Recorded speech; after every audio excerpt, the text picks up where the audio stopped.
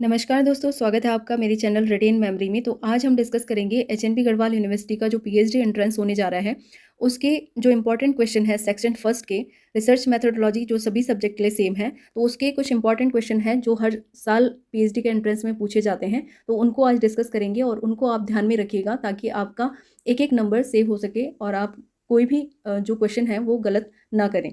तो ज़्यादा देर न करते हुए आगे बढ़ते हैं। सबसे पहला क्वेश्चन है, अप्रायिकता न्यायदर्शन की विधि है। तो अप्रायिकता न्यायदर्शन को असंभाव्यता न्यायदर्शन भी कहते हैं, जिसको नॉन प्रोबेबिलिटी सैम्पलिंग कहते हैं। तो method of non probability sampling is, first option है quota sampling, purposive sampling, both of the above, none of the above. तो इसका सही आंसर है कोटा एंड पर्पसिव सैम्पलिंग। ये इसका सही आंसर हो जाएगा ऑप्शन सी। तो इसको देख लेते हैं क्योंकि ये बहुत इंपॉर्टेंट टॉपिक है। तो इससे 2-3 क्वेश्चन बनते हैं।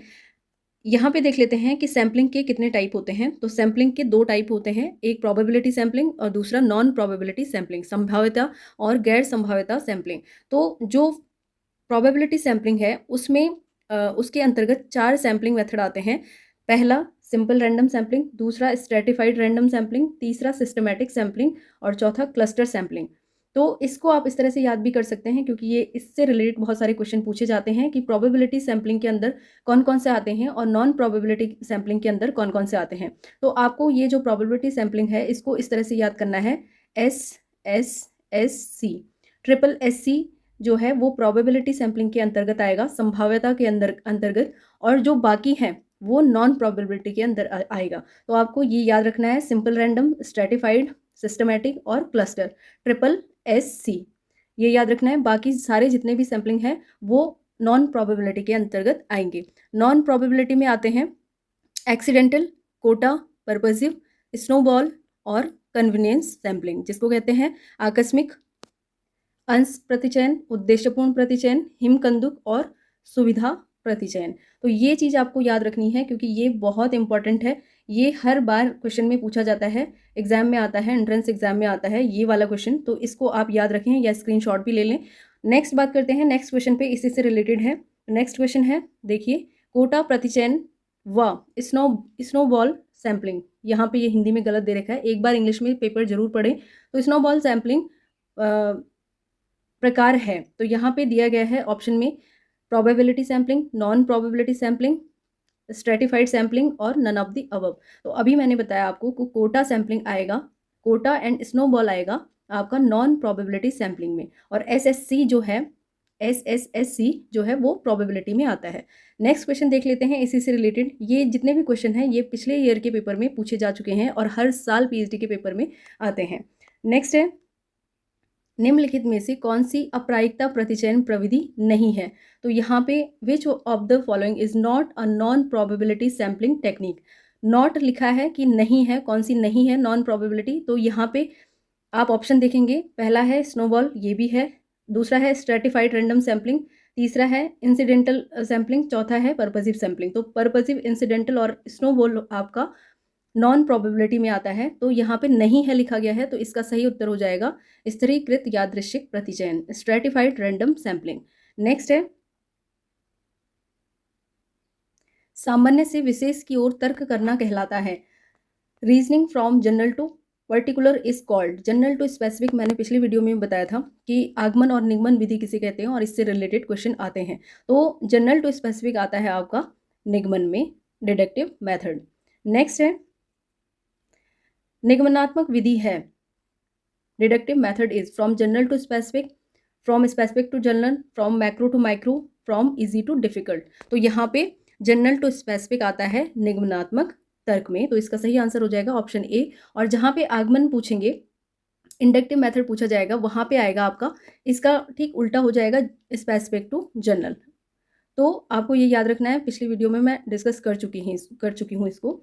नेक्स्ट है, निम्नलिखित में से कौन सा एक प्रकार का शोध प्रश्न नहीं है। ये भी बहुत बार हर साल पूछा जाता है। तो मैंने आपको पहले भी बताया जब हाइपोथेसिस वाला टॉपिक पढ़ाया था। तो ये एक हाइपोथेसिस जो है, इसका सही आंसर है एक हाइपोथेसिस। हाइपोथेसिस किसी प्रकार का शोध प्रश्न नहीं होता है। नेक्स्ट है,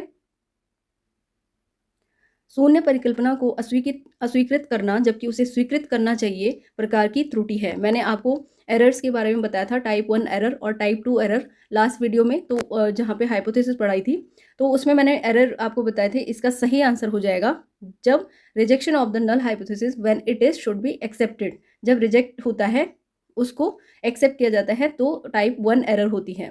नेक्स्ट क्वेश्चन है इससे रिलेटेड, किसी शोध अध्ययन में जिस त्रुटि पर शोधकर्ता का कोई नियंत्रण नहीं होता है उसे कहा जाता है, तो उसको रैंडम एरर कहते हैं। नेक्स्ट है, ये देखिए, ये हर साल पूछा जाता है एंट्रेंस एग्जाम में।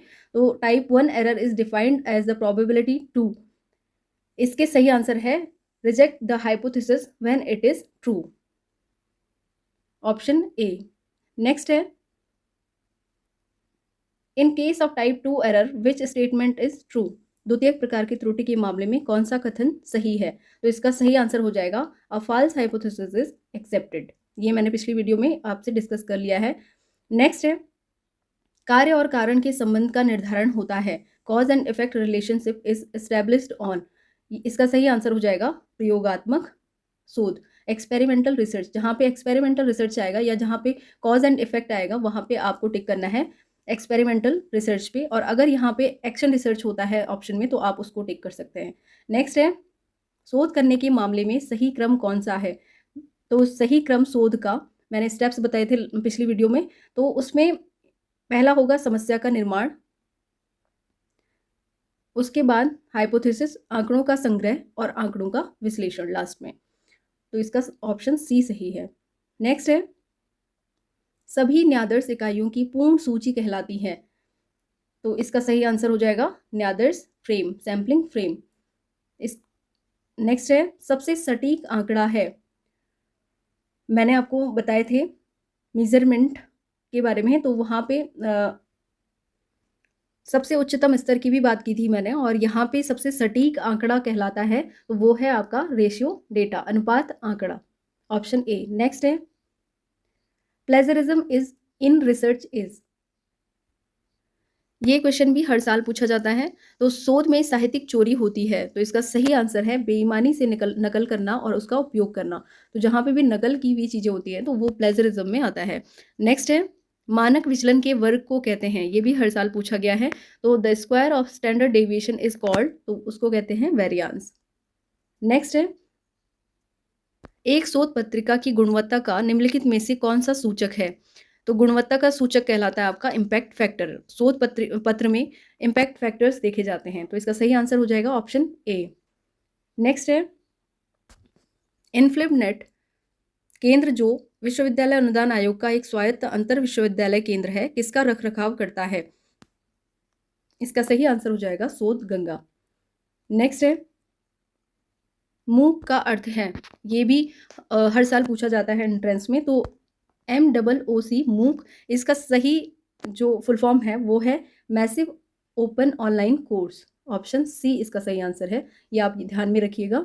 नेक्स्ट है, स्वयं, स्वयं भी हर साल पूछा जाता है, तो स्वयं का तात्पर्य है, तो इसका सही जो फुल फॉर्म है वो है study webs of active learning for young aspiring minds, तो इसका सही आंसर है option B, study webs of active learning for young aspiring minds.